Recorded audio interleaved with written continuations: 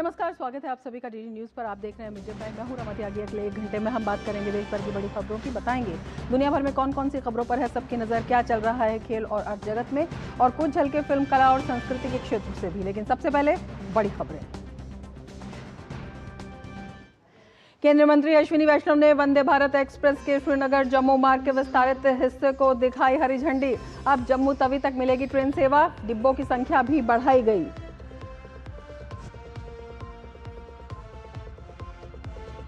Exit poll ने बंगाल में परिवर्तन के दिए संकेत, इस बार कमल खिलने की संभावना। असम में बीजेपी लगाएगी हैट्रिक, पुदुचेरी में भी एनडीए को बढ़त, केरल में यूडीएफ और तमिलनाडु में डीएमके गठबंधन को बहुमत के आसार।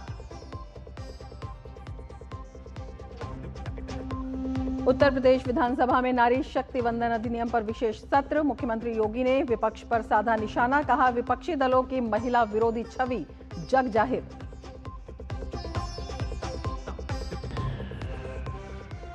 उत्तर भारत में जारी भीषण गर्मी से आने वाले दिनों में राहत की संभावना, मौसम विभाग का हिमालय के तराई क्षेत्रों और पूर्वोत्तर भारत में बारिश का अनुमान।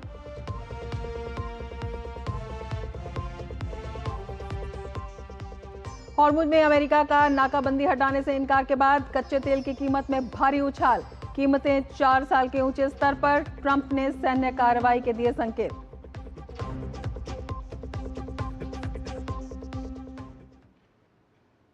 केंद्रीय रेल मंत्री अश्विनी वैष्णव ने जम्मू तवी रेलवे स्टेशन से श्रीनगर कटरा वंदे भारत एक्सप्रेस की विस्तारित सेवा को हरी झंडी दिखाई। अब ये ट्रेन जम्मू तवी तक चलेगी, जिससे जम्मू कश्मीर में रेल कनेक्टिविटी और बेहतर हो गई है। साथ ही वंदे भारत में कोचों की संख्या 8 से बढ़ाकर 20 कर दी गई है, जिससे ज्यादा यात्री सफर करेंगे। इस मौके पर केंद्रीय मंत्री डॉक्टर जितेंद्र सिंह और जम्मू कश्मीर के मुख्यमंत्री उमर अब्दुल्ला भी मौजूद रहे। अब वंदे भारत एक्सप्रेस श्रीनगर से जम्मू तवी तक सीधी सेवा प्रदान करेगी, जिसमें कटरा स्टेशन पर भी ठहराव होगा। इस मौके पर रेल मंत्री अश्विनी वैष्णव ने कहा कि कनेक्टिविटी के लिहाज से ये बड़ा दिन है। इतनी पॉपुलर हुई है ट्रेन, जैसा माननीय मुख्यमंत्री जी अभी बता रहे थे, 100% ऑक्यूपेंसी फ्रॉम डे 1, 100% ऑक्यूपेंसी, और अब तक 5.5 लाख लोग वंदे भारत से ट्रैवल कर चुके हैं। 5.5 लाख लोग एक तरीके से जम्मू कश्मीर की लाइफलाइन बन गई है ये रेलवे लाइन, जो पूरे देश की लाइफलाइन है, वैसे ही जम्मू कश्मीर के लिए बहुत ही इंपॉर्टेंट लाइफलाइन बन गई है। वंदे भारत जो कश्मीर के लिए डिजाइन की है, उसमें कई स्पेशल डिजाइन के फीचर्स हैं, जैसे इसको -10 डिग्री सेल्सियस पर भी ऑपरेट कर सकते हैं। इसके अंदर जितनी भी प्लम्बिंग है, पाइपिंग है, वो पाइपिंग में कहीं भी पानी फ्रीज नहीं होता। इस कार्यक्रम में केंद्रीय मंत्री डॉक्टर जितेंद्र सिंह भी मौजूद रहे। कार्यक्रम में बोलते हुए उन्होंने कहा कि 20 कोच वाली वंदे भारत एक्सप्रेस इस क्षेत्र में रेल संपर्क को बढ़ावा देगी, सुरक्षा बलों को सुविधा मिलेगी, साथ ही यहाँ के लोगों का व्यापार भी मजबूत होगा। जम्मू कश्मीर में रेल की जाल बिछने का काम उसी तरह से, उसी गति से हो रहा है जिस तरह के बाकी प्रदेशों में। हालांकि यहाँ की भौगोलिक परिस्थितियाँ काफी भिन्न है, काफी कठिन है। यातायात की तो सुविधा होगी ही होगी, ईज ऑफ ट्रैवल, उद्योग की भी सुविधा रहेगी, ईज ऑफ बिजनेस, सुरक्षा बलों की आवाजाही में भी सहूलत रहेगी। लेकिन उस सबसे हटकर के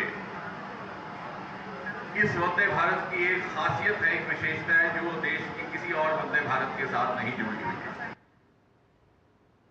वहीं मुख्यमंत्री उमर अब्दुल्ला ने केंद्र सरकार को धन्यवाद देते हुए कहा कि आज वाकई हमने जम्मू को रेल के माध्यम से कश्मीर से जोड़ा है। कि आज वाकई जम्मू को हमने कश्मीर के साथ रेल से जोड़ा है। लगभग 10 महीने पहले माननीय वजीर आजम साहब कटरा आए, कटरा से रेल का उद्घाटन हुआ। 8 बोगी वाला रेल जो है उसको अब 20 बोगी वाले रेल में तब्दील किया गया है, जहां 500 लोग इस रेल से सवार होते थे, आज एक ट्रेन के जरिए 1400 लोग जो है इस रेल के जरिए श्रीनगर तक पहुंच पाएंगे, जो हमारे लिए बहुत बड़ी बात है। और हमारे साथ खास मेहमान जुड़े हुए हैं। डॉक्टर रंजीत मेहता हमारे साथ जुड़े हुए हैं, सीईओ एंड सेक्रेटरी जनरल हैं PHDCC के। रंजीत जी, बहुत स्वागत है आपका हमारे इस कार्यक्रम में। सबसे पहले आपसे यही समझना चाहेंगे, ये दशकों का सपना था कि जम्मू कश्मीर से जुड़े रेल के माध्यम से ये बड़ी कनेक्टिविटी है, क्या कुछ इसका महत्व है, कितना बड़ा दिन आज का? जी, ये बहुत ही एक ऐतिहासिक आज दिन है, क्योंकि ये इंडिया के इंफ्रास्ट्रक्चर जर्नी का एक बहुत ही महत्वपूर्ण स्टेप है, जिसमें कि ये सिर्फ एक ट्रेन से कनेक्टिविटी, फास्टर कनेक्टिविटी की बात नहीं है, बल्कि इससे जब जम्मू और कश्मीर से के बीच दोनों जुड़ जाएंगे, एक डीपर इंटीग्रेशन होगा और दूसरा इकोनॉमिक एक्टिविटी बढ़ेंगी, इकोनॉमिक अपॉर्चुनिटी होंगी, लोग फास्ट ट्रैवल कर पाएंगे। इससे जो इन्वेस्टर्स हैं वो भी जम्मू एंड कश्मीर में आएंगे, जिससे एम्प्लॉयमेंट अपॉर्चुनिटीज बढ़ेंगी लोकल यूथ के लिए। और ये जो है भारत की जो इंजीनियरिंग कैपेबिलिटी है, भारत की जो इंजीनियरिंग एक स्ट्रेंथ है, उसका एक परफेक्ट एग्जाम्पल है। इतने डिफिकल्ट टेरेन में किस तरीके से एक Vande Bharat modern state of art जो ट्रेन है उसको चला के, और इससे एक तो ये होगा कि फास्टर कनेक्टिविटी तो है ही है, बट उसके अलावा लोगों को बहुत सुविधाजनक एक ट्रैवल मिलेगा, और इससे जम्मू कश्मीर में ट्रैवल बढ़ेगा भी। और इससे जो है जो रोड से लोग ट्रैवल करते हैं और जो एरिया का इकोसिस्टम है उसके लिए अच्छा रहेगा, क्योंकि इसमें कार्बन फुटप्रिंट्स कम होंगे, क्योंकि ये वंदे भारत जो ट्रेन है ये एक इलेक्ट्रिक ट्रेन है। और ओवरऑल अगर आप देखें तो ये जो डीपर इंटीग्रेशन में इसका बहुत बड़ा महत्व है, और लोकल यूथ्स के लिए एम्प्लॉयमेंट अपॉर्चुनिटी मिलेंगी। और जो MSMEs हैं, वहाँ पे MSMEs हैं, उनके लिए भी अपॉर्चुनिटी बढ़ेंगी, टूरिज्म बढ़ेगा। और एक इन्वेस्टर जो वहाँ पे कश्मीर में इन्वेस्ट करना चाहते हैं, कई ऐसी उद्यम हैं, कई ऐसे व्यापार हैं, और जो लोकल जो उद्यमी हैं वो जो है जब ज़्यादा वहाँ पे टूरिज्म आएगा उसकी वजह से उनका भी एक व्यापार बढ़ेगा। तो ओवरऑल अगर आप देखें, जो ये वंदे भारत जो ट्रेन का उद्घाटन आज हुआ है, ये एक बहुत ही ऐतिहासिक कदम है। और हमें उम्मीद है कि इससे एक ये भी एग्जाम्पल मिलेगा, जो कि नॉर्दर्न और ईस्टर्न पार्ट में इंडिया के जो डिफिकल्ट टेरेन है, किस तरीके से उनको हम मेन जो प्लेन्स लैंड है उनसे हम जोड़ सकें और लोगों को यातायात में और सुविधाएं दे सकें। डॉक्टर मेहता, टूरिज्म को जम्मू कश्मीर की रीढ़ कहा जाता है। आर्थिक व्यवस्था की अगर हम बात करते हैं, जिस तरह से इसमें 20 डब्बे और जोड़े गए हैं, और इसके साथ ही मतलब हर आदमी का सपना होता है कम से कम एक बार कश्मीर में घूमने का, लेकिन हवाई टिकट्स की वजह से या महंगे किराए की वजह से लोग नहीं जा पाते थे।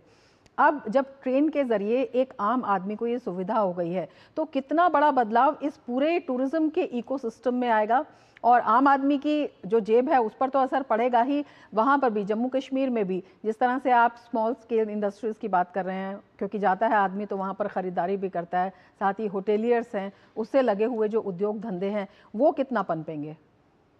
ये बिल्कुल आपने ठीक कहा, क्योंकि मैं इस ट्रेन को कहूँगा ये जो लाइफ लाइन है ग्रोथ की, जम्मू कश्मीर के ग्रोथ की एक लाइफ लाइन है ये ट्रेन। और ये भी आपने बिल्कुल ठीक कहा, कई लोग जो है आप देखेंगे जब सीजन में जो एयर टिकट्स हैं काफ़ी महंगी हो जाती हैं, कई लोग वहाँ पे ट्रैवल नहीं कर पाते हैं, और हर जो आदमी है यहाँ से पूरे ऑल ओवर इंडिया से कश्मीर में ज़रूर जाना चाहते हैं। और इससे जो है ट्रैवल भी सस्ता हो जाएगा और एक साथ कई सारे लोग ट्रैवल कर सकते हैं। ट्रेन की फ्रिक्वेंसी भी बढ़ाई जा सकती है, अब ये शुरू करी है। अगर ये डे 1 से इसका रिजल्ट आई एम श्योर बहुत अच्छा रहेगा, उसमें और भी ट्रेन स्टार्ट करी जा सकती हैं। ये समझिए कि ये एक फर्स्ट स्टेप है, लेकिन ये डेस्टिनेशन नहीं है, ये शुरुआत है। इसके बाद कई ऐसे सारे डेवलपमेंट होंगे कश्मीर में इस ट्रेन के थ्रू, जो कि हमें कश्मीर की जो इकोनॉमिक एक्टिविटी है, जो एक एम्प्लॉयमेंट सिचुएशन है, और जो डीपर इंटीग्रेशन है जम्मू और कश्मीर के बीच और पूरे इंडिया के बीच, वो सारा बढ़ेगा। जब वहाँ पे लोग जाएंगे, उसको महसूस करेंगे, वहाँ पे देखेंगे, तो मेरे ख्याल से इससे ओवरऑल एक कॉन्फिडेंस बढ़ेगा, इन्वेस्टर्स को कॉन्फिडेंस आएगा, जो लोग यहाँ से कश्मीर में इन्वेस्ट करना चाहते हैं वो भी देखेंगे कि किस तरीके से वहाँ पे और क्या बिजनेस उसमें हो सकता है। तो ये एक इकोसिस्टम क्रिएट करेगा जिससे कि सबको वहाँ पे फायदा होगा। ये एक बहुत ही बड़ा महत्वपूर्ण कदम है। और वंदे भारत ट्रेन जो इटसेल्फ हमारे देश की ये बहुत ही एक शानदार उपलब्धि है एक बड़ी जिसको उपलब्धि है। हमारे संवाददाता राजेश राज भी हमारे साथ जुड़े हुए हैं।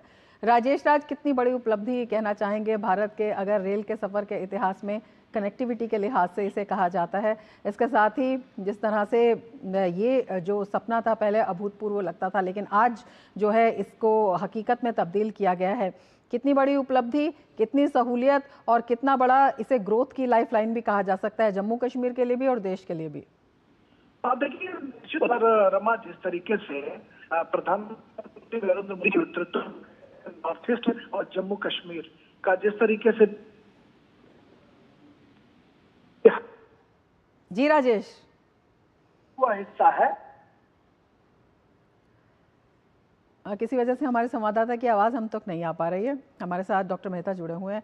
डॉक्टर मेहता, जिस तरह से हम कनेक्टिविटी के लिहाज से इसे एक बड़ी उपलब्धि बता रहे थे, जम्मू कश्मीर में छोटी छोटी इंडस्ट्रीज़ जो हैं वो बहुत ज़्यादा हैं, स्मॉल स्केल इंडस्ट्रीज़, उनको पनपने में कितनी मदद ये करेगा रेल की जो कनेक्टिविटी है वो, जब वहाँ से जो है उत्पाद है बड़ी संख्या में, क्योंकि ये ऑल वेदर कनेक्टिविटी होगी। कई बार ऐसा होता था सर्दियों के समय में, ये देखा जाता था कि ट्रैफिक रुक जाता था, बहुत सारी चीज़ें थी जो देश के दूसरे भागों तक नहीं पहुँच पाती थी, जो व्यापारी थे वो इंतज़ार करते थे रोड्स वगैरह खुलने का, लेकिन अब जो है अब उनका इंतज़ार ख़त्म हो गया है। कितनी बड़ी सुविधा और कितनी बड़ी इसे कह सकते हैं कि आश्वासन भी उन्हें व्यापारिक दृष्टिकोण से मिला है इसके ज़रिए। ये जो इंफ्रास्ट्रक्चर क्रिएट किया है, जो स्पेशली ये ट्रेन वंदे भारत गई है, ये आपने बिल्कुल ठीक कहा कि ये एक बहुत ही एक ऐसा स्टेप है जो कि जो लोकल उद्यमी हैं, स्पेशली जो फूड प्रोसेसिंग में, क्योंकि कश्मीर जो है फूड प्रोसेसिंग और वहाँ पे हॉर्टिकल्चर का इतना काम है और कई सारी ऐसी हर्ब्स वहाँ पे होती हैं, जो छोटे उद्यमी हैं, small and medium enterprises, micro enterprises, वो सब जो है जब कनेक्ट हो जाएंगे उनके लिए भी आना बहुत आसान हो जाएगा यहाँ से जम्मू से और किसी स्टेट में जाकर के। मेरे ख्याल से जब कनेक्ट हो जाती हैं जब चीज़ें, और स्पेशली जो ट्रांसपोर्ट है, ये व्यापार को बढ़ाने में इसका बहुत बड़ा एक योगदान रहता है। जब आपके लिए सीमलेस कनेक्टिविटी होती है तो किसी इन्वेस्टर्स को भी और जो लोकल जो उद्यमी हैं उनको भी वहां से निकल के अपने व्यापार को पूरे देश में कैसे वो बढ़ा सकते हैं, इसका भी रास्ता खुलेगा। और जो नए नए फिर उसमें कई बार ऐसा होता है, आपने ये ठीक कहा कि जैसे कई ऐसे सिंस ऑल वेदर ट्रेन है, और जो लोग जब नहीं जा सकते थे, जब सर्दियों में दिसंबर जैन वगैरह में फैब में जो नहीं हो पाता था, मेरे ख्याल से वो अब एक विश्वास रहेगा सबको, एक बिल्कुल प्रिडिक्टेबिलिटी रहेगी कि वो जरूर उसमें वहां पे जा सकते हैं। तो इससे जो है दो चीजों पे और इसमें असर पड़ेगा। एक तो कीमतें जो बढ़ जाती थी उस टाइम वो नहीं बढ़ेंगी क्योंकि लगातार सप्लाई बनती रहेगी, और व्यापार के जो एक साइकिल है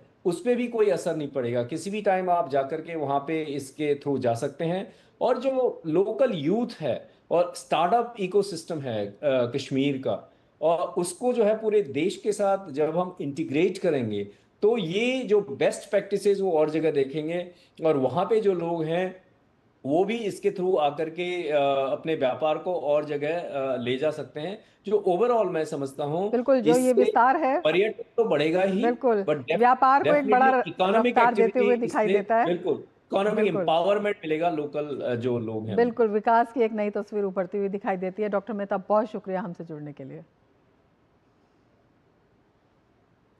और मिड डे प्राइम में यहाँ लेते हैं एक ब्रेक, आप बने रहिए डीडी न्यूज़ के साथ।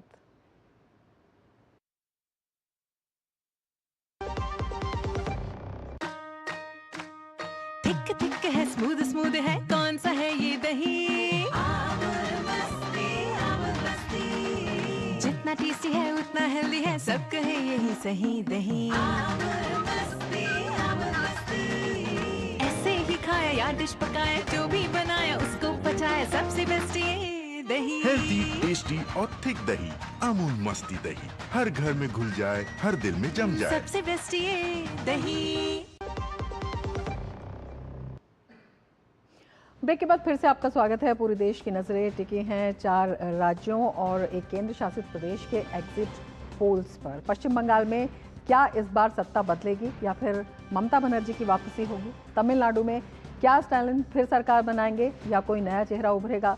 केरल में क्या सत्ता परिवर्तन के संकेत हैं? वहीं असम में क्या बीजेपी अपना दबदबा बरकरार रखेगी? और पुदुचेरी में किसके हाथ लगेगी सत्ता की चाबी? एग्जिट पोल्स के शुरुआती रुझान कई जगहों पर बड़े उलटफेर की ओर इशारा भी कर रहे हैं। जहां कुछ राज्यों में सत्ताधारी दल की वापसी दिखाई दे रही है, वहीं कुछ जगहों पर कड़ी टक्कर और बदलाव के संकेत हैं।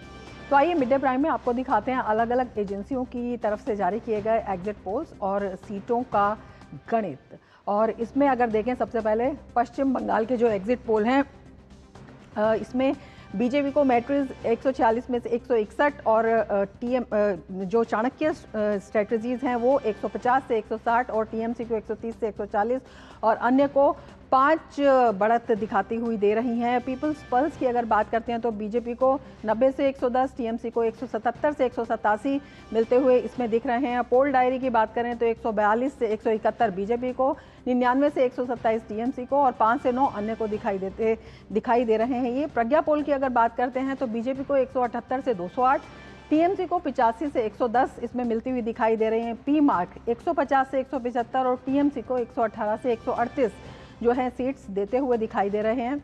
जनमत पोल्स की अगर बात करते हैं तो बीजेपी को 80 से 90, टीएमसी को 195 से 205 और अन्य को 4 के करीब देते हुए दिखाई दे रहे हैं।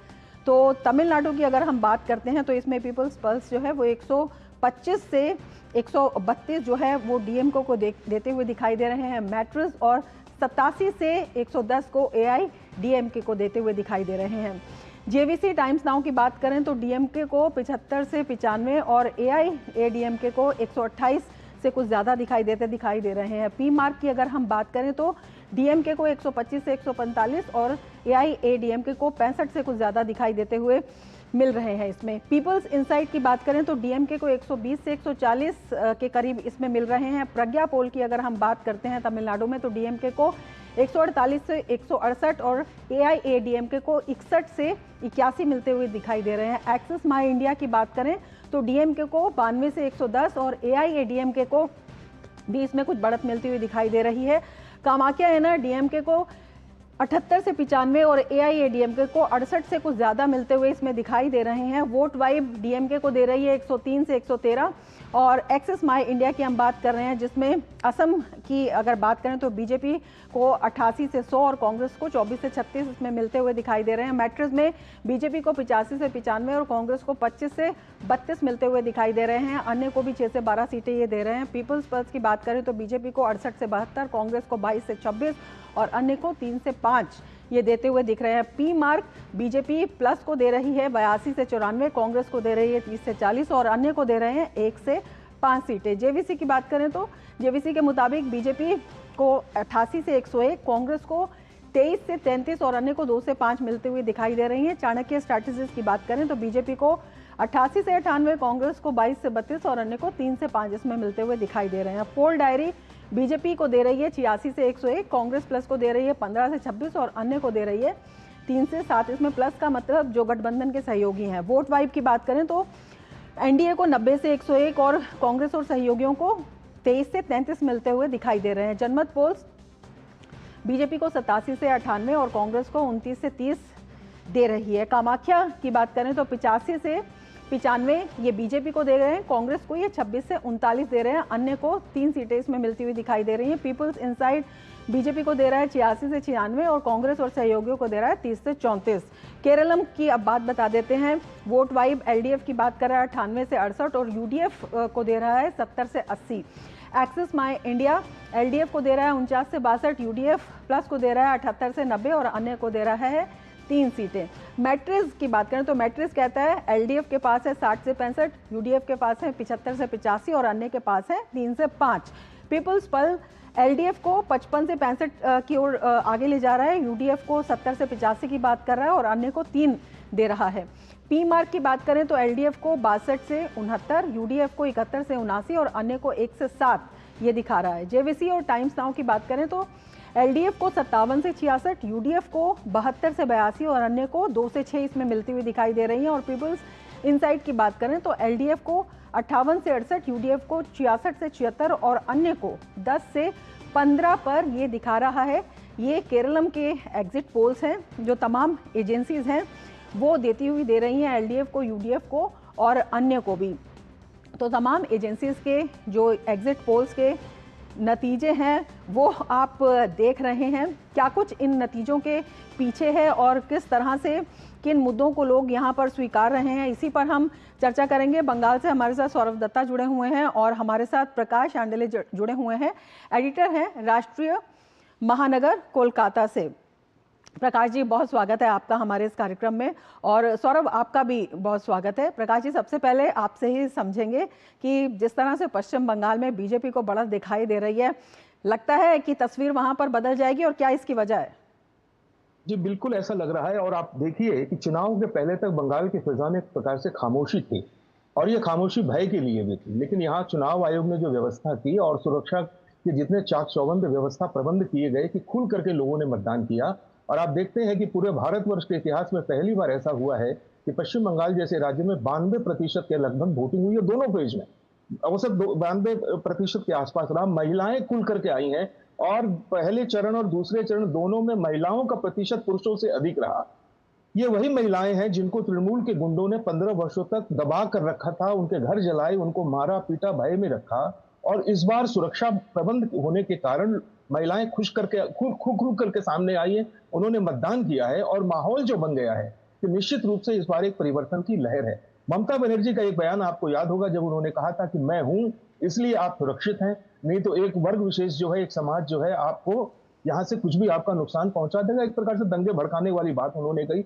ये बंगाली समाज को ये बात बहुत चुभी है और मुझे लगता है कि इसका बहुत बड़ा खामियाजा ममता बनर्जी को चुकाना पड़ेगा। एक और बात कि इस बार एसआईआर के माध्यम से जो मतदाता शुद्धिकरण का काम हुआ उसमें 91 लाख फर्जी वोटर हटाए गए। कुछ फर्जी वोटर भी हटाए गए, कुछ वोटर ऐसे भी थे जो मृतक थे, स्थानांतरित हो गए थे, 2-2, 3-3 जगह उनके नाम थे। ये 91 लाख वोटर हट गए और पहली बार बंगाल में बहुत लंबे अरसे के बाद में शुद्ध मतदाता सूची के साथ काम हुआ है। और कलकत्ता महानगर की अगर बात करें तो मेरे साथी सौरभ यहाँ मौजूद है, पूरे ग्राउंड उन्होंने पूरे बंगाल का भ्रमण किया है, जगह जगह की रिपोर्ट्स ली है, वे भी इस बात के साक्षी होंगे कि जो सौरभ के पास जाएंगे। प्रकाश जी, आपसे ये समझना चाहेंगे, एग्जिट पोल ऐसा भी होता है कि कभी कभी एग्जिट पोल में नहीं बदलते हैं, तो क्यों इन पोल्स पर विश्वास किया जाए?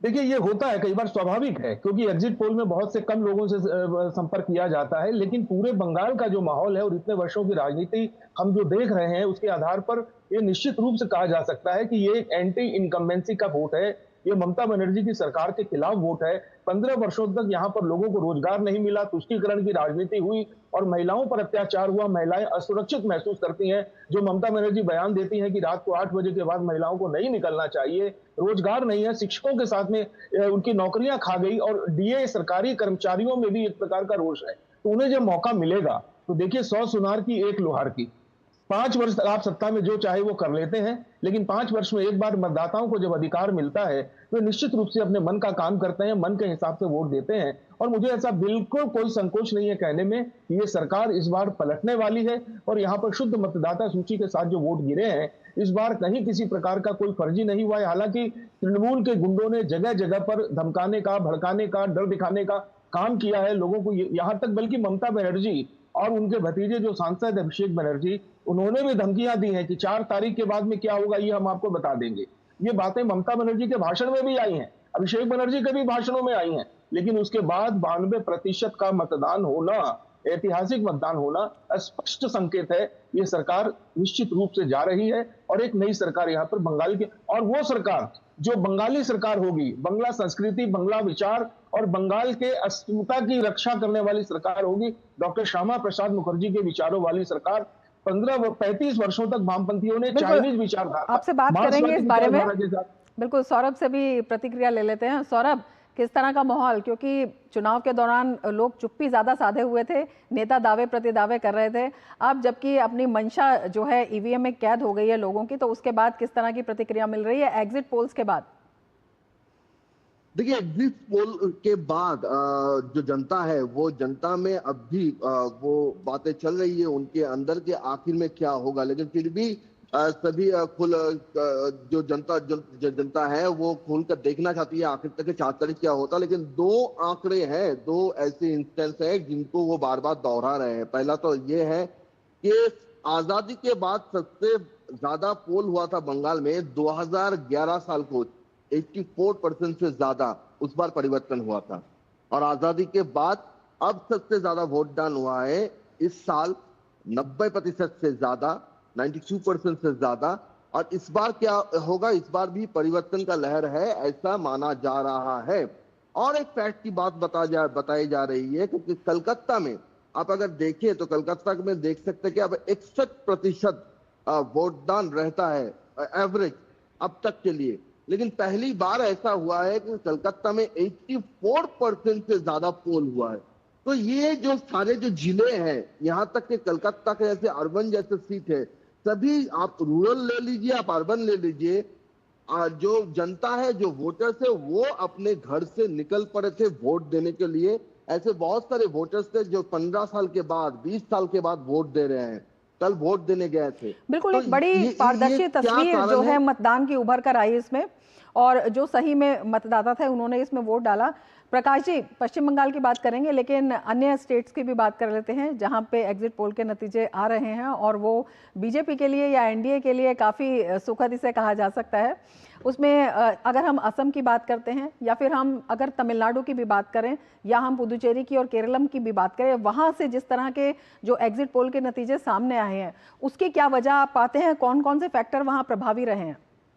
देखिए, असम की अगर बात करें तो हिमंता बिस्वा शर्मा ने जो काम किया है, उनका काम बोलता है और बेधड़क उन्होंने जनता को वहां पर साथ लिया है। विकास के काम हुए हैं, हेल्थ सेक्टर में काम हुआ है, एजुकेशन सेक्टर में काम हुआ है, और कई बार उनके बयान निश्चित रूप से चौंकाने वाले होते हैं। वो थोड़ा सा विपक्षियों को थोड़ा सा कहीं ना कहीं चुभते होंगे, लेकिन अगर बड़े रूप में अगर बात करें तो बहुत साफ तरीके से वो कहते हैं कि हमें माने गरीबी वाली लौट नहीं चाहिए। हम चाहते हैं कि लोग वहाँ वैज्ञानिक बने, लोग वहां पर डॉक्टर बने, शिक्षित बने, एक अच्छा समाज बने। और चिकित्सा के सेक्टर में देखिए, पहले ये बहुत कांग्रेस का शासन असम में हुआ करता था तो बहुत से पिछड़ापन आपको लगता है कांग्रेस के पास एक अच्छा मौका था, लेकिन कांग्रेस जिस तरह से 20 से 40 के बीच में सिमटती नजर आई, 40 भी एक एजेंसी ने दिए हैं, 20 से 30 के बीच में सभी एजेंसीज अपना अपना रिजल्ट आउट कर रही हैं, तो उसमें ये मौका खो दिया आपको लगता है? क्या वजह है? हालांकि अंतिम परिणाम आना बाकी है, लेकिन वजह क्या है इसकी?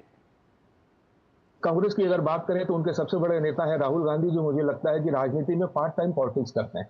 उनके पास में ये फुर्सत नहीं है कि अपने हार की समीक्षा करें, जबकि भारतीय जनता पार्टी वो पार्टी है जो हार की समीक्षा भी करती है और अपनी जीत की समीक्षा भी करती है, जीत के कारणों की भी पड़ताल करती है। और जो पार्टी लगातार इतने वर्षों से हार रही है, जिनका केंद्रीय नेतृत्व इतना दुर्बल है, और अगर चुनाव के समय में अगर उनके नेताओं के बयान अगर आप देखें, राहुल गांधी का बयान देखें, खड़गे के बयान देखें और दूसरे नेताओं के अगर बयान देखें, तो समझ में आएगा कि वे कितने कॉर्नर्ड हो चुके हैं, हाशिए पर हैं। चुनाव के समय में उन्हें एक तस्वीर रखनी चाहिए कि अगले 5 वर्षों में इस प्रदेश को वे कहां ले जाना चाहते हैं, इस पर वो काम नहीं किया। लेकिन हिमंता बिस्वा शर्मा डंके की चोट पर काम करते हैं, उनका काम बोलता है, और निश्चित रूप से तमाम दुश्वारियों के बावजूद वो असम को आगे ले जाने की तस्वीर प्रस्तुत कर रहे थे। और देखिए, ये स्वाभाविक सी बात है, इससे किसी भी को तकलीफ हो या ना हो, सच्चाई ये है कि जहां डबल इंजन की सरकार होती है वहां विकास होता है। और असम के साथ अगर बंगाल की तुलना करें तो 50 वर्षों में बंगाल को कभी भी ऐसा माहौल नहीं मिला कि जहां पर राज्य सरकार और केंद्र सरकार एक रही हो।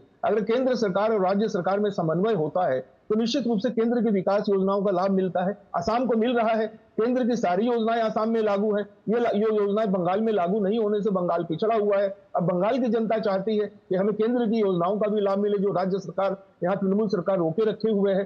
तो जिस प्रदेश में एक हिमंता बिस्वा शर्मा जैसा दूरदर्शी नेता हो और दक्ष प्रशासक हो और पूरे डंके की चोट पर काम करने का मादा रखता हो, उनका एक बड़ा विजन है, और केंद्र सरकार के विजन को, मोदी सरकार के विजन को वो असम में बहुत अच्छे से लागू कर रहे हैं। देखिए, असम और बंगाल दोनों ऐसे राज्य हैं जो सरहद से जुड़े हुए हैं। सीमा उनकी जो है विदेश से दूसरे देशों से लगी हुई है, इसलिए वहां पर बहुत ही तरीके से सावधानी के साथ में प्रशासन चलाने की आवश्यकता होती है। कांग्रेस उसमें फेल रही है और कांग्रेस के नेतृत्व की अगर बात करें तो ऐन चुनाव के समय में उनके संगठन की दुर्बलता रही कि कांग्रेस के बड़े से बड़े नेता, दिग्गज नेता भी अपनी पार्टी छोड़ करके भारतीय जनता पार्टी में शामिल हो गए। ये इस बात का स्पष्ट संकेत है। ऐसे में बड़ा दिलचस्प एक जो रुझान है वो वहां से दिखाई दे रहा है। एग्जिट पोल के जो नतीजे हैं अगर उन पर विश्वास करें तमिलनाडु से, जिसमें डीएमके को ही बढ़त मिलती हुई दिखाई दे रही है। तमाम अगर पोल्स की हम बात करते हैं, इसकी क्या वजह है? कुछ पोल्स दिखा रहे हैं कि एआईडीएमके उसके नजदीक पहुंचती हुई नजर आ रही है, लेकिन टीवी के जिसे कहा जा रहा था कि वो गेम चेंजर साबित हो सकती है, तो कोई बहुत ज्यादा सीट वहां मिलती हुई नजर नहीं आ रही है, कुछ एक को छोड़कर। क्या वजह है इसकी? क्योंकि वहां भी गठबंधन तो बिखरा हुआ दिखाई दे रहा था, लेकिन डीएमके जो है उसने अच्छा खासा प्रदर्शन एग्जिट पोल्स के मुताबिक तो किया है।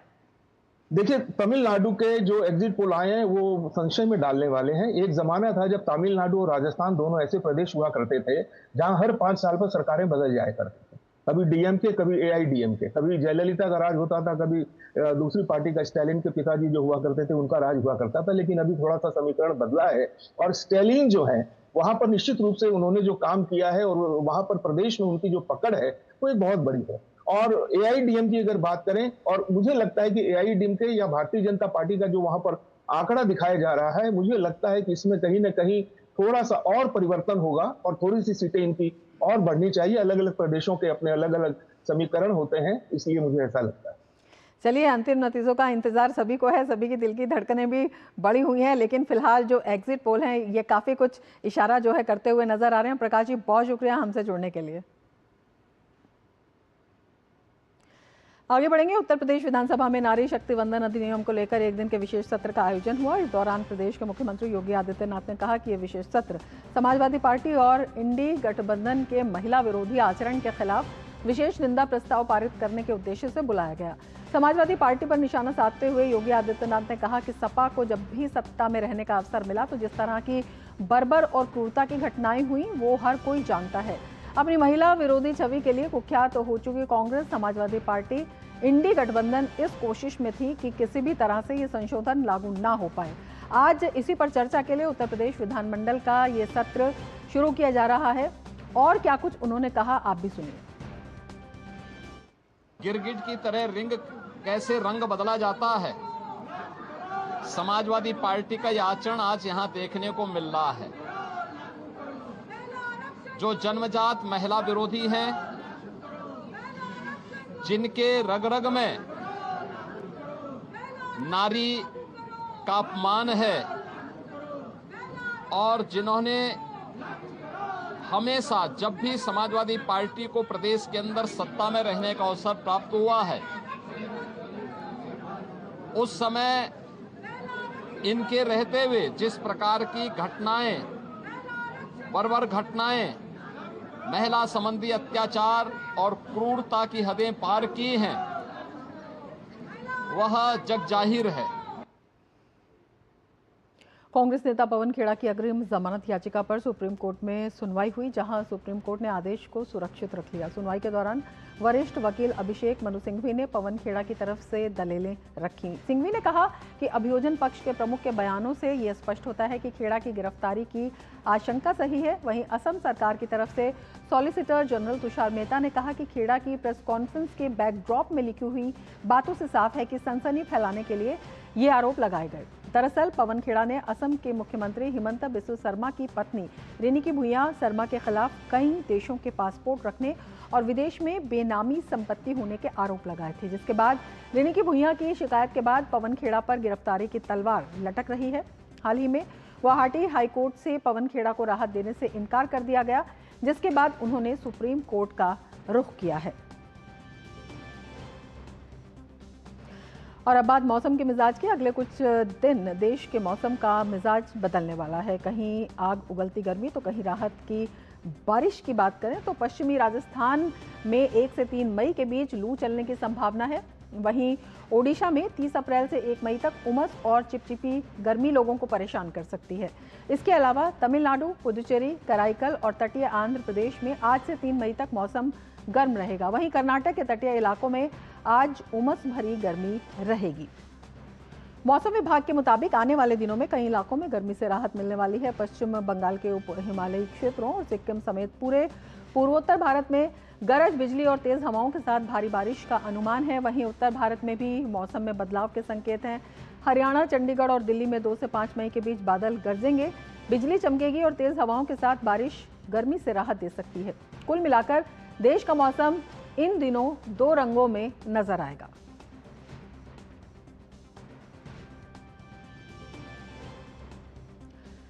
और अब बात करेंगे बड़ी जंग की आहट की। अमेरिका और ईरान के बीच बढ़ते तनाव ने वैश्विक राजनीति और अर्थव्यवस्था को चिंता में डाल दिया है। दोनों देशों के बीच जारी गतिरोध का असर अब तेल बाजार, ओपेक और मध्य पूर्व की सुरक्षा स्थिति पर साफ दिखाई दे रहा है। अमेरिकी राष्ट्रपति डोनाल्ड ट्रंप ने दावा किया है कि ईरान के बंदरगाहों पर लगाया गया नाकेबंदी अभियान सफल रहा है और उन्होंने तेहरान से हार मानने की अपील की है। वहीं ईरान ने अमेरिकी दबाव को खारिज करते हुए कहा है कि उसकी संयम की नीति अब तक अमेरिकी कूटनीति को मौका देने के लिए थी। बहरहाल हॉर्मुज जलसंधि मध्य में बढ़ते तनाव के चलते वैश्विक तेल कीमतें $120 प्रति बैरल के आसपास पहुंच गई हैं, जिससे दुनिया भर में ईंधन महंगा हो रहा है। बहरहाल अमेरिका और ईरान के बीच ये टकराव केवल द्विपक्षीय विवाद नहीं रह गया है, बल्कि इसका असर वैश्विक अर्थव्यवस्था, ऊर्जा सुरक्षा और क्षेत्रीय स्थिरता पर गहराता जा रहा है। अमेरिकी राष्ट्रपति डोनाल्ड ट्रंप और रूसी राष्ट्रपति व्लादिमीर पुतिन के बीच बुधवार को करीब 90 मिनट तक फोन पर लंबी बातचीत हुई। इस दौरान दोनों नेताओं ने मुख्य रूप से यूक्रेन युद्ध और ईरान के मुद्दे पर चर्चा की।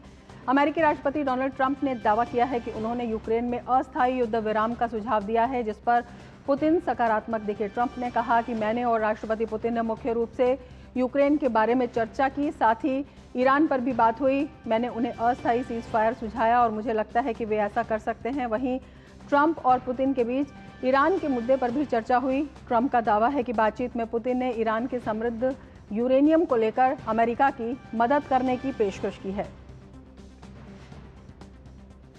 अमेरिका के राष्ट्रपति डोनाल्ड ट्रंप ने कहा है कि वो जर्मनी में तैनात अपने सैनिकों की संख्या कम करने पर विचार कर रहे हैं। ट्रंप ने सोशल मीडिया पोस्ट कर बताया कि उनका प्रशासन जर्मनी में तैनात अमेरिकी बलों को कम करने के विकल्प पर काम कर रहा है। अगले कुछ दिनों में इस पर निर्णय ले लिया जाएगा। ये बयान उस आलोचना के कुछ समय बाद आया है जिसमें मर्ज ने कहा था कि अमेरिका ईरान के साथ युद्ध को लेकर बिना स्पष्ट रणनीति के चल रहा है। इसका असर यूरोप की ऊर्जा स्थिति पर भी पड़ रहा है। वहीं मर्ज ने मामले को और न बढ़ाते हुए कहा कि अमेरिका और जर्मनी दोनों देशों के संबंध फिलहाल अच्छे बने हुए हैं। हमारे संवाददाता चंद्रशेखर जोशी हमारे साथ जुड़े हुए हैं। चंद्रशेखर जोशी, तमाम अगर घटनाक्रम को देखें तो चिंताएं कम होने का नाम नहीं ले रही हैं। इसी बीच ट्रंप ने जर्मनी को जिस तरह की चेतावनी दी है उसे किस तरह से देखा जाए?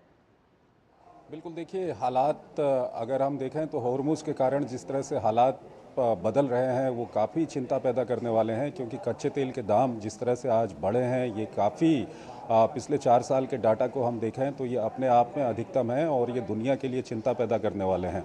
इस सब के बीच जो नई खबरें आ रही हैं उन खबरों में ये है कि हॉर्मुज को लेकर के जो ईरान की ओर से एक प्रस्ताव दिया गया था अमेरिका को, जो अमेरिका को वो प्रस्ताव पसंद नहीं आया था, तो अब खबर आ रही है कि ईरान की ओर से एक नया प्रस्ताव तैयार किया जा रहा है जो जल्द ही पाकिस्तान को सौंपा जाएगा और पाकिस्तान उसको अमेरिका को सौंपेगा।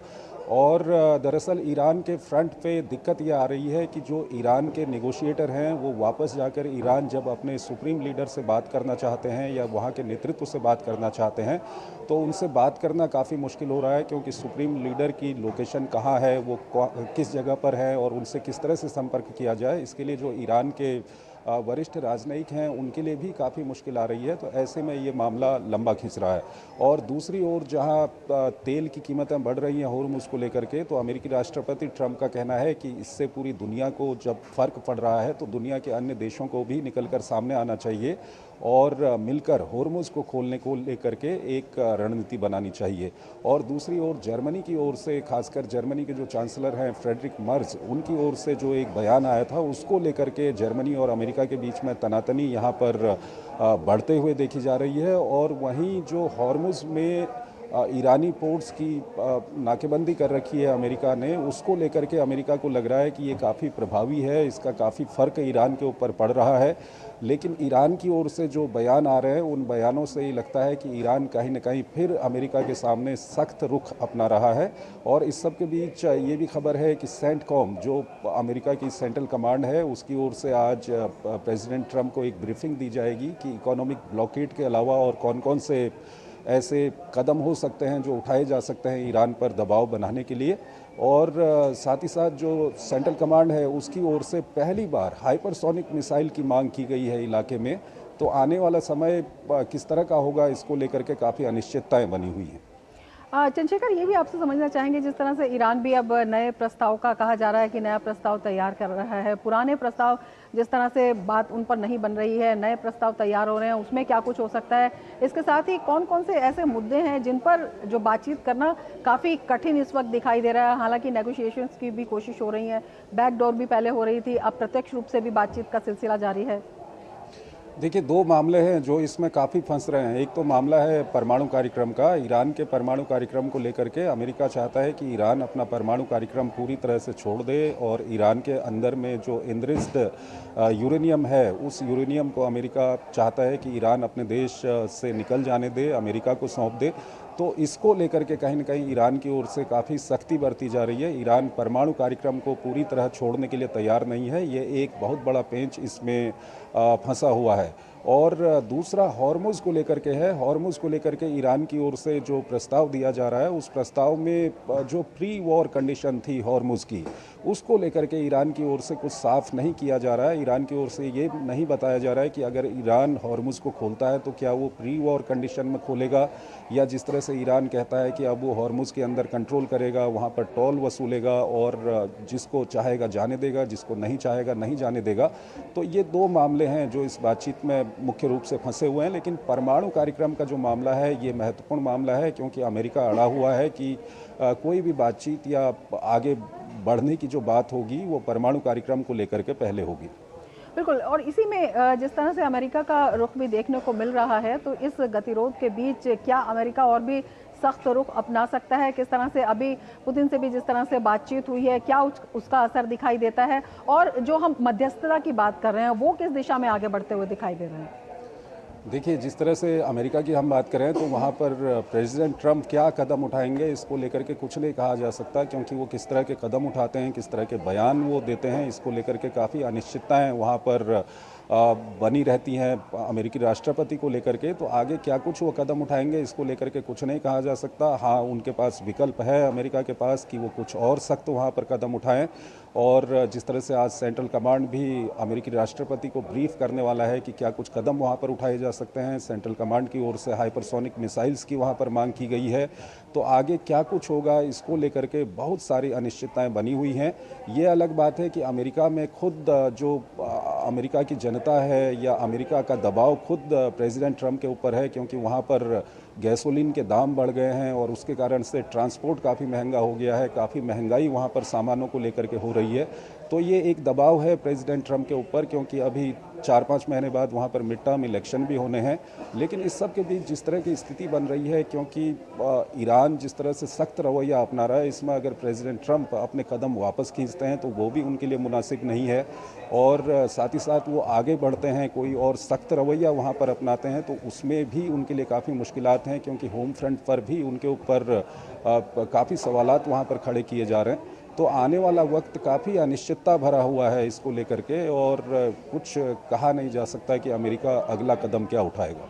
लेकिन स्ट्रैटेजी क्या दिखाई देती है, क्योंकि जिस तरह से नुकसान तो अमेरिका को भी इसका हो रहा है, जो विश्व का दबाव है वो भी काफ़ी है। क्या जो ईरान की क्षमता है या प्रतिरोध क्षमता है उसे अंडर एस्टिमेट किया गया? क्या कुछ इसमें लगता है?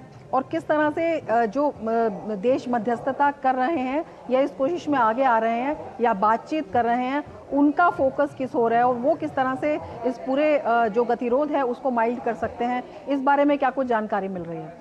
देखिए, अगर दोनों ओर की रणनीति की हम बात करें तो हम देख रहे हैं कि जिस तरह से अमेरिका ने वहाँ पर इकोनॉमिक ब्लॉकेड किया हुआ है पूरे ईरानी पोर्ट्स का, उसका काफ़ी असर ईरान के ऊपर पड़ रहा है। और ख़ासकर ईरान का तेल अब एक्सपोर्ट नहीं हो पा रहा है, ईरान के सामान एक्सपोर्ट नहीं हो पा रहे हैं, ईरानी बंदरगाहों पर सामान नहीं जा रहे हैं। और ईरान के अंदर इसका फ़र्क भी दिख रहा है। ईरान के अंदर कई तरह के वहाँ पर निर्देश दिए गए हैं लोगों को कि वो कम ऊर्जा का खर्च करें, और वहाँ पर कई कंपनियों में लोगों की छंटनी भी वहाँ पर शुरू हो गई है। तो ये काफ़ी फ़र्क ईरान के ऊपर दिख रहा है। और दूसरी ओर ईरान को लगता है कि जिस तरह से उसने हॉर्मुज़ के ऊपर कंट्रोल कर रखा है, इसकी वजह से पूरी दुनिया में जिस तरह से तेल के दाम बढ़ रहे हैं, दुनिया का हर देश इससे प्रभावित हो रहा है। तो इसका असर कहीं ना कहीं अमेरिकी राष्ट्रपति या अमेरिका के ऊपर पड़ेगा। तो ये ईरान की रणनीति है, और ईरान इस दबाव के चलते कहीं ना कहीं जो परमाणु कार्यक्रम को लेकर के बातचीत होनी है, और जो अमेरिका चाहता है कि उसका पहला मोटिव है कि वो परमाणु कार्यक्रम को लेकर बातचीत करे और ये सुनिश्चित करे कि ईरान किसी तरह से परमाणु हथियार ना बनाए। तो ईरान चाहता है कि वो हॉर्मुज़ के कारण से जो उसने दबाव बनाया हुआ है, इसको लेकर के परमाणु कार्यक्रम को लेकर के वो थोड़ा सा समय आगे खींचे, परमाणु कार्यक्रम को लेकर के बाद में बातचीत हो। और अमेरिका चाहता है कि परमाणु कार्यक्रम को लेकर के पहले बातचीत हो। तो दोनों देश इस वक्त आमने सामने खड़े हैं। ये अलग बात है कि पूरी दुनिया में इसका काफ़ी असर पड़ रहा है। तेल के दाम काफ़ी बढ़ गए हैं, कई देशों में तेल के दाम बढ़ा दिए गए हैं। खुद जो देश मध्यस्थता कर रहे हैं, जैसे पाकिस्तान की हम बात करें, तो वहाँ पर तेल के दाम काफ़ी बढ़ा दिए गए हैं। और जब तेल के दाम बढ़ते हैं तो उसका सीधा फ़र्क ट्रांसपोर्ट पर पड़ता है, और दूसरे जो कमोडिटीज़ होती हैं उस पर बढ़ता है। तो महंगाई भी इससे बढ़ रही है। लेकिन हॉर्मुज़ की स्थिति जो है, वहाँ पर दोनों देश आमने सामने खड़े हैं, और कौन सा देश पहले झुकेगा ये कहना अभी काफ़ी मुश्किल है। बिल्कुल, फिलहाल जो चिंता की स्थिति है वो बनी हुई है। नज़र बनाए रखिए चंद्रशेखर, बहुत शुक्रिया तमाम जानकारी के लिए। विदेश मंत्री डॉक्टर एस जयशंकर ने अपने ईरानी समकक्ष अब्बास अरागची से फोन पर बात की। दोनों नेताओं ने क्षेत्र के हालात पर चर्चा की। भारत के विदेश मंत्री एस जयशंकर ने एक्स पर पोस्ट कर इसकी जानकारी दी। उन्होंने लिखा कि आज शाम ईरान के विदेश मंत्री सैयद अब्बास अरागची का फ़ोन आया। हमने मौजूदा हालात के विभिन्न पहलुओं पर विस्तार से चर्चा की। हम एक दूसरे के साथ नज़दीक से संपर्क में रहने पर सहमत हुए। ये बातचीत अरागची की मॉस्को यात्रा के 2 दिन बाद हुई, जहां उन्होंने रूस के राष्ट्रपति व्लादिमीर पुतिन के साथ विस्तार से बातचीत की थी। नई दिल्ली स्थित ईरानी दूतावास ने कहा कि दोनों पक्षों ने युद्ध विराम, द्विपक्षीय संबंधों और क्षेत्रीय और अंतर्राष्ट्रीय मुद्दों से जुड़े ताज़ा घटनाक्रम पर विचार साझा किए। प्रधानमंत्री नरेंद्र मोदी के निमंत्रण पर सोशलिस्ट रिपब्लिक ऑफ वियतनाम के राष्ट्रपति गुलाम भारत की राजकीय यात्रा पर आ रहे हैं। उनकी ये यात्रा 5 से 7 मई तक 3 दिन की रहेगी। उनके साथ वियतनाम सरकार के कई मंत्रियों और वरिष्ठ अधिकारियों का एक उच्च स्तरीय प्रतिनिधिमंडल भी होगा। इस साल अप्रैल में वियतनाम के राष्ट्रपति चुने जाने के बाद राष्ट्रपति टो लाम की भारत की ये पहली राजकीय यात्रा होगी। अब तक तय कार्यक्रम के अनुसार 5 मई को आगमन के बाद राष्ट्रपति टो लाम का 6 मई को राष्ट्रपति भवन परिसर में औपचारिक स्वागत किया जाएगा। इसके बाद प्रधानमंत्री मोदी राष्ट्रपति टो लाम के साथ द्विपक्षीय संबंधों के विभिन्न पहलुओं के साथ साथ आपसी हित के क्षेत्रीय और वैश्विक मुद्दों पर भी व्यापक चर्चा करेंगे। राष्ट्रपति द्रौपदी मुर्मू भी वियतनाम के राष्ट्रपति के साथ बैठक करेंगी। अपनी भारत यात्रा के दौरान राष्ट्रपति लाम बोधगया और मुंबई भी जाएंगे। राष्ट्रपति लाम की ये यात्रा ऐसे अवसर पर हो रही है जब दोनों देश अपने संबंधों को व्यापक रणनीतिक साझेदारी के स्तर पर पहुंचाए जाने की 10वीं वर्षगांठ मना रहे हैं। इस साझेदारी पर सहमति 2016 में प्रधानमंत्री मोदी की वियतनाम यात्रा के दौरान बनी थी। नेताओं के बीच इस संवाद से मजबूत द्विपक्षीय संबंधों को नई गति मिलने और भारत तथा वियतनाम के बीच सहयोग के नए रास्ते खुलने की उम्मीद है।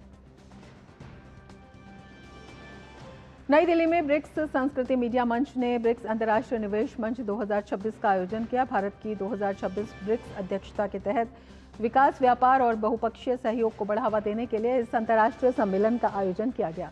इसका मकसद ब्रिक्स देशों के बीच सांस्कृतिक आदान प्रदान को बढ़ावा देना है। पूर्व केंद्रीय मंत्री मीनाक्षी लेखी ने कहा कि ब्रिक्स देश सामूहिक रूप से विश्व की बड़ी अर्थव्यवस्था का प्रतिनिधित्व करते हैं। साथ मिलकर ब्रिक्स देश वैश्विक समस्याओं का समाधान कर सकते हैं और सांस्कृतिक मिलाप इसमें बड़ी भूमिका निभा सकता है। Both cultures from the east and the west are represented in BRICS nations and this format. And in this format, we need to increase more interaction and start solving problems. NITI Aayog के पूर्व उपाध्यक्ष डॉक्टर राजीव कुमार ने कहा कि BRICS एक महत्वपूर्ण मंच है। ब्रिक्स देश मिलकर वैश्विक स्तर पर कुशल मानव संसाधन प्रदान करने में बड़ी भूमिका निभा सकते हैं और विश्व को नई दिशा दे सकते हैं। BRICS, with its members now, 11 members now, has all the resources at its command to play that central role of bringing about a new world order which is in sync with the 21st century. BRICS today has all the financial resources. Countries, which are capital surplus, which are energy surplus, which are financially, endowed. The BRICS have all the human resources. Indian Premier League में आज royal Challengers Bengaluru का सामना Gujarat Titans से होगा। ये match Ahmedabad में खेला जाएगा। ये इस सीज़न में दूसरी बार है कि जब ये दोनों टीमें एक दूसरे के आमने सामने होंगी। इससे पहले जब ये दोनों टीमें भिड़ी थी तो आरसीबी ने गुजरात टाइटंस को 5 विकेट से हराने में सफलता हासिल की थी। आरसीबी की बल्लेबाजी इस सीज़न में आक्रामक रही है, वहीं गेंदबाजी आक्रमण भी बेहद मजबूत दिख रही है। जोश हेजलवुड बेहतरीन फॉर्म में है, जबकि भुवनेश्वर कुमार नई और पुरानी दोनों गेंदों से खतरनाक साबित हो रहे हैं। दूसरी ओर गुजरात टाइटंस की सबसे बड़ी ताकत उनकी बल्लेबाजी का शीर्ष क्रम रहा है, जिसमें शुभमन गिल, साई सुदर्शन और जोस बटलर मौजूद हैं। हालांकि मिडिल ऑर्डर अब भी चिंता का विषय बना हुआ है। इंडियन प्रीमियर लीग में बुधवार को मुंबई में खेले गए मुकाबले में सनराइजर्स हैदराबाद ने मुंबई इंडियंस को 6 विकेट से हराकर प्रतियोगिता में अपनी छठी जीत दर्ज की। मैच में मुंबई इंडियंस ने टॉस जीता और रियान रिकल्टन की 123 रन की नाबाद शतकीय पारी के बल पर 20 ओवर में 5 विकेट पर 243 रन का स्कोर किया। इसके जवाब में सनराइजर्स हैदराबाद ने 244 रन के लक्ष्य को 18.4 ओवर में 4 विकेट कमाकर 249 रन बनाकर हासिल किया। हैदराबाद की ओर से ट्रेविस हेड ने 76 तो हेनरिक क्लासेन ने नाबाद 65 रन की पारी खेली। वहीं अभिषेक शर्मा ने 45 रन बनाए। यूएफए चैंपियंस लीग फुटबॉल प्रतियोगिता में देर रात खेले गए मुकाबले में एटलेटिको मैड्रिड और आर्सेनल के बीच सेमीफाइनल के पहले लेग का मुकाबला 1-1 की बराबरी पर खत्म हुआ। मैच में पहला गोल आर्सेनल की ओर से देखने को मिला, जहां 44वें मिनट में पेनल्टी के जरिए आर्सेनल ने 1-0 की बढ़त हासिल की। हालांकि इसके कुछ देर बाद ही एटलेटिको मैड्रिड को भी पेनल्टी मिली, जिसे टीम ने गोल में बदलकर स्कोर लाइन को 1-1 की बराबरी पर ला दिया। मैच में इसके बाद कोई और गोल देखने को नहीं मिला और मुकाबला 1-1 की बराबरी पर खत्म हुआ। दोनों टीमों के बीच दूसरे लेग का मुकाबला 6 मई को खेला जाएगा। ब्रिटेन के जैक ड्रेपर अब अगले कुछ महीने टेनिस कोर्ट से दूर रहेंगे। दरअसल ड्रेपर घुटने की चोट से परेशान हैं। ऐसे में वो अगले महीने शुरू होने वाले साल के पहले ग्रैंड स्लैम फ्रेंच ओपन में भी दिखाई नहीं देंगे। वैसे अपनी चोट के चलते ड्रेपर ने मैड्रिड ओपन से भी अपना नाम वापस ले लिया था। इससे पहले ड्रेपर ने मोंटे कार्लो मास्टर्स से भी अपना नाम वापस लिया था। इसके साथ ही मिड डे प्राइम में फिलहाल इतना ही। दीजिए इजाजत। नमस्कार।